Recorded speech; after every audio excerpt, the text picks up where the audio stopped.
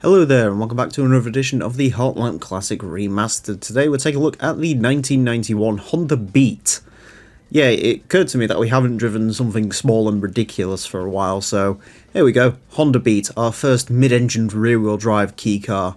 Should be fun. 130 horsepower, 699 kilos. That looks like very, very good statistics, and as usual, around a track like this in real life, this would be very quick.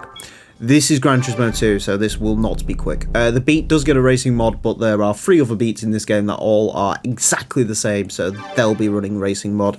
Also, this one's running turbo. Some Beats are going to be running natural aspiration.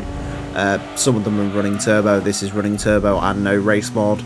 I think the plan is probably the Mugen version's going to run natural aspiration, and one of the race mod ones is, and then one of the other ones is going to run a turbo.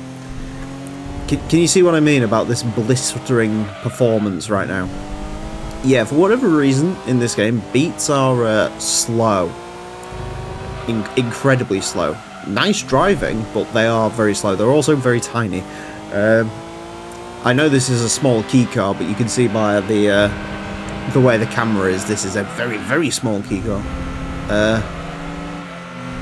Yeah, I don't really know what Beat's not quick.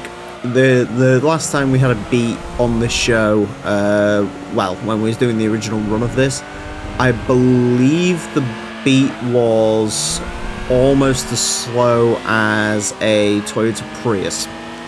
And those of you who know GT2 know that a Toyota Prius should definitely not be beating the Honda Beat, because the Prius in this game is, well, we'll get to it, but it's awful, basically, is all you really need to know at this stage. 36.808, currently it is slower than the Opti Club Sport, which is probably, I mean, we've had a few of the flying wardrobes here, like the Suzuki Wagons, and the Terios Kid as well was here, but yeah, these sort of smaller diminutive ones, it's probably the second most ridiculous car to go around so far. 35.783, wow, lighting up the timing sheets.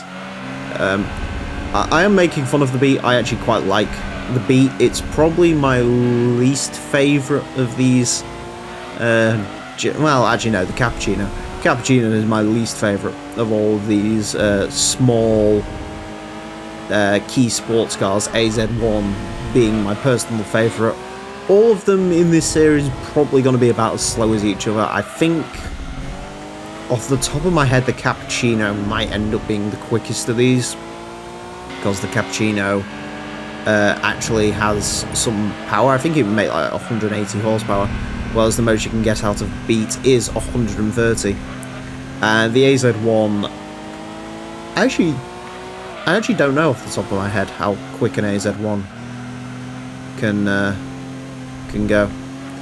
I'm wondering whether it might even be quicker in this car to take the chicane normally, as opposed to driving around it as I have been doing, because this is a slow car. Let's get a bit of a run up going. Come on, Beat. That run up was a bad idea apparently, because again it's another one of those cars that doesn't really make enough power to make a run up actually worth it. Yeah, cutting the grass in this is actually slower. So let's try and... yeah, I mean, that's still going to be quicker to go through there, but... yeah, it's not a quick car, the Beat. It's not good in any way, shape or form.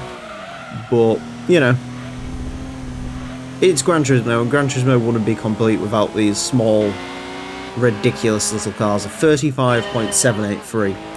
Mercifully, it is quicker than the Daihatsu Opti Club Sport, because the Daihatsu Opti Club Sport had 83 horsepower, I think. So, yeah.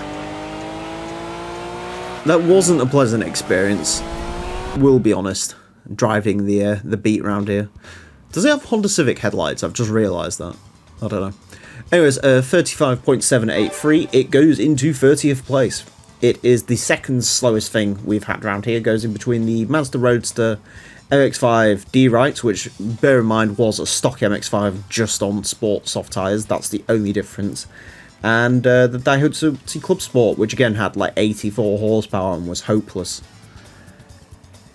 Yeah, these are naturally aspirated beats, the ones with 90 horsepower. Yeah, they might end up being slower than Daihatsu Opti Club Sport, which is something to think about at night. Hopefully, as a huge Honda fanboy that I am, hopefully, while the Beat will go to the bottom of the leaderboard, there'll also be Hondas right at the top of the leaderboard, so it'll take the two most important spots on our leaderboard. Man can dream. Anyways, that's it for this episode. Thank you all very much for watching. Join me next time. We'll be driving something completely different and hopefully quicker. Until then, farewell.